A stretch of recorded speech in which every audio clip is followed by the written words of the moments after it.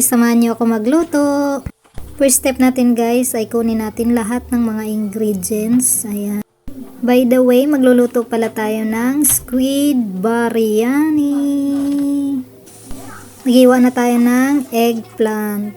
Naniwain natin sila ng pabilog.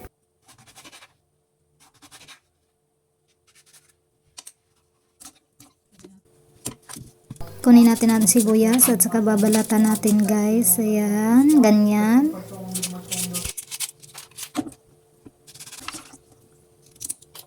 Pagkatapos yung ating carrots guys, yan, babalatan din natin siya. Ganyan, para mabilis tayo.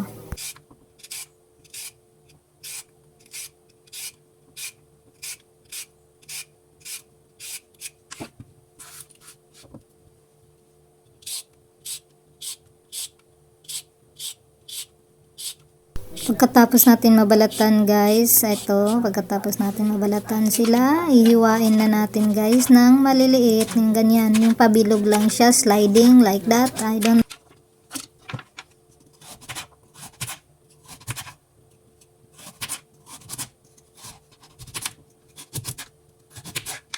Ito pala yung ating squid guys, yan yung gagamitin natin. Yan guys, gagamit din pala tayo ng parsley. Ayan. Hiwain pala natin siya ng maliliit guys, yung parsley natin.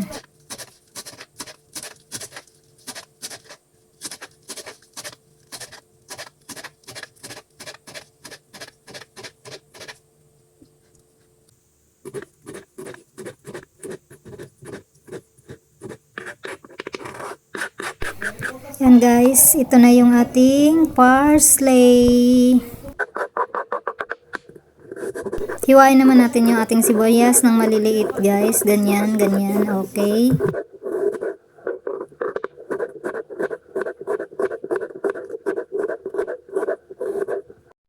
Ito yung ating kamatis guys. Ayan, ang pula no. Ayan, hiwain natin siya ng maliliit din. Katulad ng paghiwa natin ng onion guys. Ito yung ating parsley at saka sibuyas guys. Ito pala yung ating mga vegetable na hiniwa kanina guys. Nilagay natin muna sa tubig para hindi sila mangitim. At meron tayong mga parsley, sibuyas, onion, at saka ang ating pinakamapulang kamatis. Yan siya guys. Yan yung ating kamatis guys.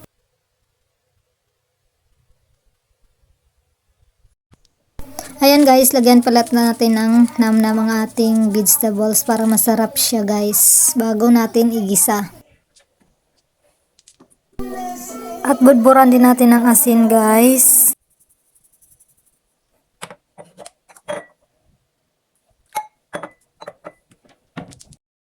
Ilagay na natin yung ating kawali at saka painitin natin. Ayan, buksan natin ang kalan. Ayan, guys, ayusin natin muna bago natin buksan ang ating kalan. Ayan, bubukas na tayo. Ayun, bukas na.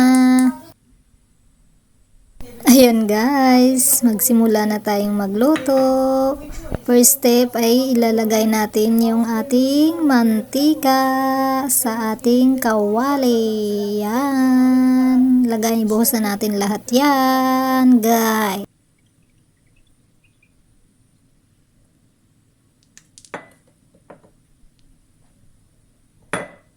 Ayan guys, pagkatapos ng mantika, painitin muna natin ang ating mantika sa ating kawali.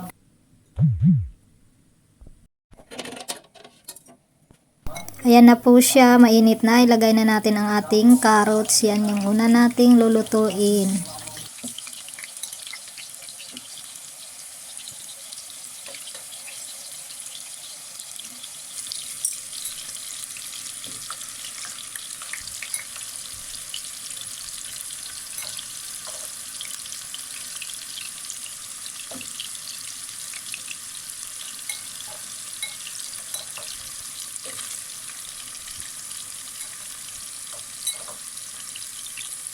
Ilagay na sila. Pagkatapos na mailagay natin ang lahat guys, mag-antay tayo hanggat sa maluto siya.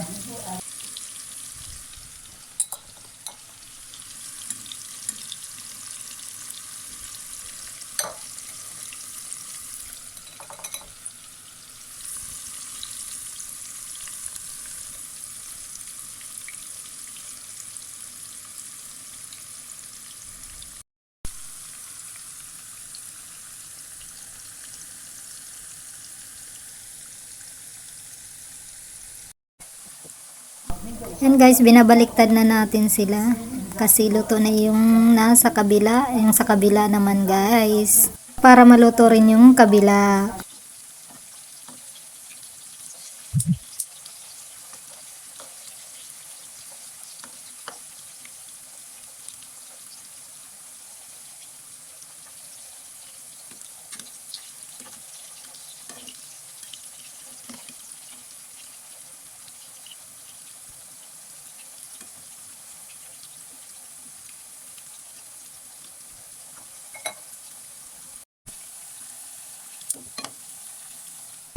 Ayan, luto na sila. Hahanguin na natin ang ating mga carrots at ilagay natin sa isang malaking plato.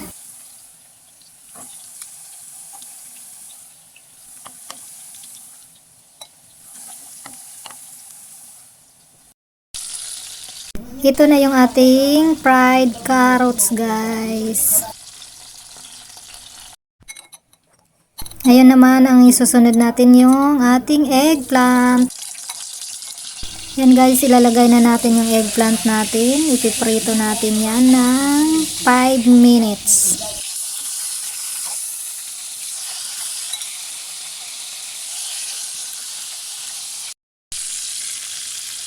Isasama na rin natin yung ating sili na iprito sa ating kawali at kasama yung eggplant. Yan guys, binabaliktad na natin yung ating eggplant, baka kasi masunog siya. Ayan, kasi lulutuin na naman natin yan ulit. Yan, babaliktad natin sila lahat para hindi masunog at hindi maging tostado.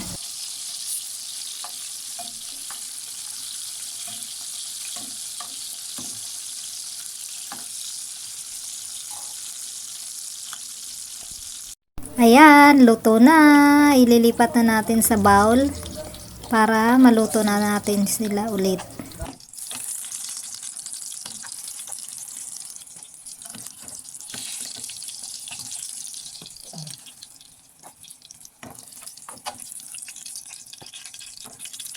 And guys, pagkatapos ng ating eggplant, susunod naman natin yung ating onion.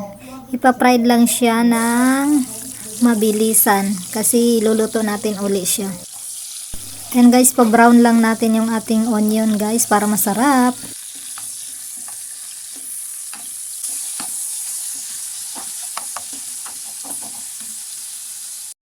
Ito pala yung ating mga ingredients guys. Dried oregano. Yan sila, mga dried oregano yan. Kamon, chili, curry. Hindi ko alam yung pangalan yan guys. Kayo na lang maghanap kung anong pangalan yan. Yan guys, yan sila lahat. Kayo nang bahala maghanap ng pangalan kung ano yan. Hindi ko kasi alam. Yan guys, ipa-fried na natin yung ating tomato at saka yung onion. Kasama ng onion guys, mag-fried na tayo. Ihalo na natin yung squid guys, yan, at saka haluin natin kasi may ice pa siya. Okay lang yan kahit may ice kasi matutunaw naman yung ice at saka takpan natin siya guys. Yan guys, lagyan natin ng namnam. Ayan, at saka takpan natin siya ulit. Ayan siya, kumulo na, at saka haluin natin para maghiwala yung ating squid.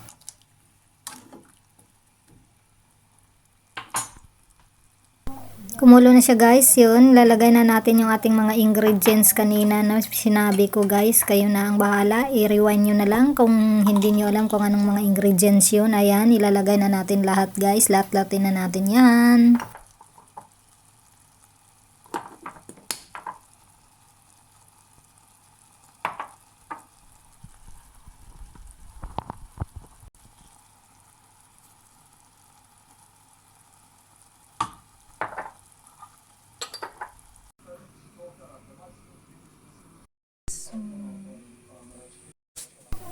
By the way guys, ihalo na pala natin yung ating parsley kanina na ini-slice natin. Ayan, ayun. Ito yung bigas na ating gagamitin guys, Yasmin. Bali 2 tasa ang ating isasaing guys. Tapos lagyan natin siya ng tubig at lilinisan. Unang tubig natin yan, nilinisan natin ng maayos ang ating bigas guys. Tapos itatapon natin yung tubig niya. Tapos pangalawang tubig guys, ayan, linis ng maayos. Pagkatapos itatapon natin uli yung kanyang tubig guys. Inilagay na natin yung star anise sa bigas. Ngayon pakukuluan na natin yung ating beef stock. Takpan natin siya, ayan, para uminit at kumulo na. Ito yung ating bigas na nilinisan na guys. Yun, kumulo na siya at ilalagay na natin yung ating bigas sa ating beef stock. Ayan. Yan guys, pagkatapos natin mahalo yung ating bigas sa beef stock, ay haluin natin ganyan para maluto yung lahat ng ating mga bigas. At takpan natin siya at antayin ng 20 minutes. Ito pala yung ating fried onion, fried carrots, at fried eggplant at saka chili. Yan guys. Ayan guys, naluto na yung kanin natin. Nilipat natin sa bowl at saka lutuin natin uli. Ayan guys, luto na siya guys at ililipat na natin sa ating kaldero at para lutuin ulit. Ayan guys, nilagay na natin yung eggplant, chili, carrots at saka coriander at saka takpan natin ulit ng bigas. Ayan, ganyan.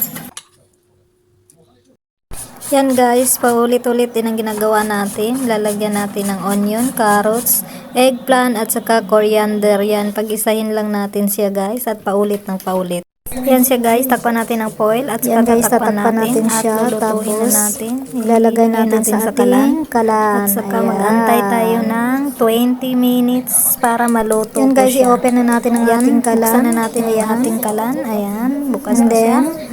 Okay guys, mag-antay na lang tayo. Mag-antay na lang tayo ng 20 minutes. Yan guys, luto na yung ating squid biryani. Tara na! Ito na yung ating finished product guys. Patingin na lang kung papasa sa inyo. Bye!